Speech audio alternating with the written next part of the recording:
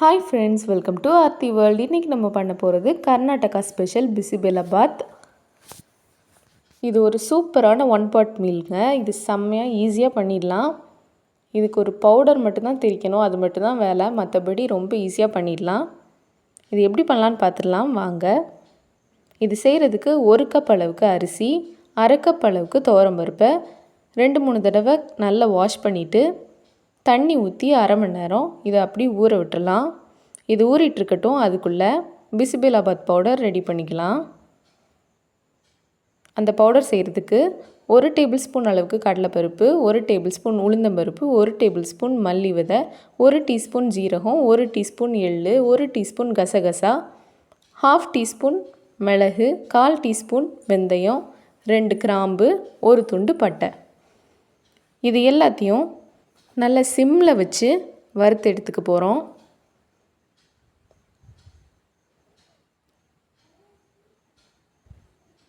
இது கருகிடாமல் நல்லா வறுத்துக்கோங்க. இது கூடவே 5-6 மிளகா வத்தல் சேர்த்துக்கிறேன். உங்களுக்கு காரம் கூட வேணும்னா 6-7 கூட சேர்த்துக்கலாம். இது நல்ல கலர் சேஞ்ச் ஆனதும் 2 டீஸ்பூன் அளவுக்கு தேங்காய் துருவல் சேர்த்து தேங்காய் கலர் மாறுற வரை வறுத்து எடுத்துக்கலாம்.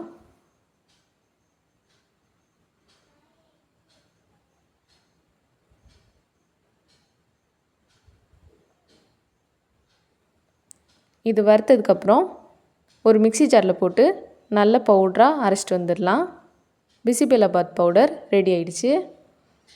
அடுத்து குக்கர் எடுத்துக்கலாம். குக்கரில் 5 கிளாஸ் அளவுக்கு தண்ணி சேர்த்துக்கிறேன். எந்த கிளாஸில் அரிசியும் பருப்பும் அளக்குறீங்களோ அதே கிளாஸில் 5 கிளாஸ் அளவுக்கு தண்ணி சேர்த்துக்கிறேன். இப்போ ஊற வச்சு எடுத்திருந்த அரிசியும் பருப்பையும் நல்லா கொதிக்கும்போது உள்ளே சேர்த்துக்கோங்க. இது நல்லா குழஞ்சி வெந்து வந்தால் தான் சூப்பராக இருக்கும். அதனால தான் 5 கிளாஸ் தண்ணி சேர்த்துக்கிறேன். இது காய் சேர்த்தும் செய்யலாம், காய் சேர்க்காமலும் செய்யலாம். நான் இன்றைக்கி கொஞ்சமாக காய் சேர்த்துக்கிறேன்.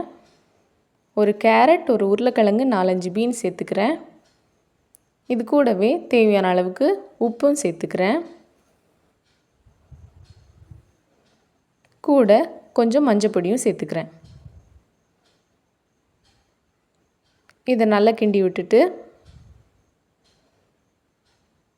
கொஞ்சம் கொதிக்க ஆரம்பிக்கும்போது மூடி போட்டு மீடியம் ஃப்ளேமில் 5 விசில் விட்டு எடுத்துக்கலாம்.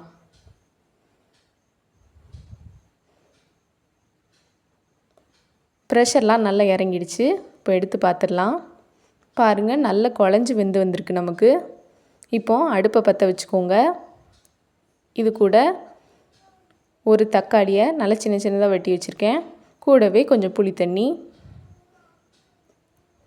இது கூட நம்ம அரைச்சி வச்சுருந்த பவுடரை ஃபுல்லாக சேர்த்துக்கலாம்.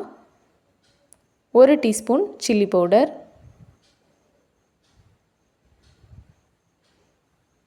தேவையான அளவுக்கு உப்பு, ஒரு 1/2 டீஸ்பூன் உப்பு சேர்த்துக்கோங்க, கரெக்டாக இருக்கும்.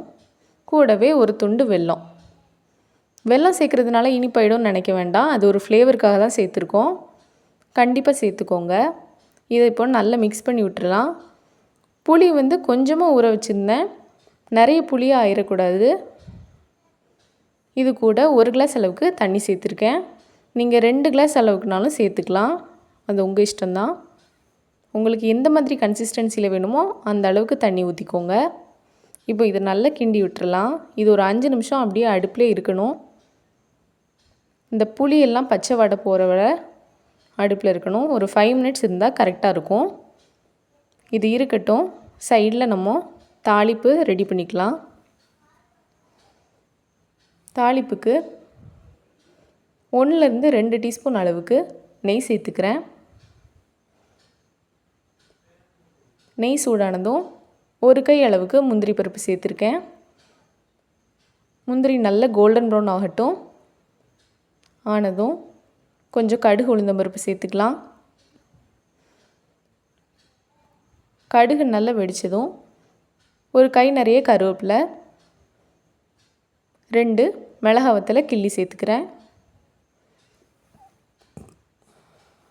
இதை இப்போ நம்ம சாதத்து கூட ஆட் பண்ணிக்கலாம்.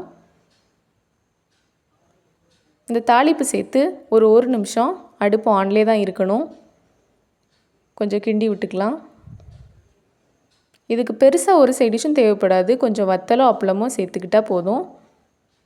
நான் இன்றைக்கி வத்தல் சைட் டிஷ்ஷாக வச்சுக்கிறேன். இது கூட காரா பூந்தி வச்சு சாப்பிட்டாலும் சூப்பராக இருக்கும். சூப்பரான 1 pot மீல் பிசிபெலாபாத் ரெடி ஆகிடுச்சு பாருங்கள். இதை கண்டிப்பாக உங்கள் வீட்டில் ட்ரை பண்ணி பாருங்கள்.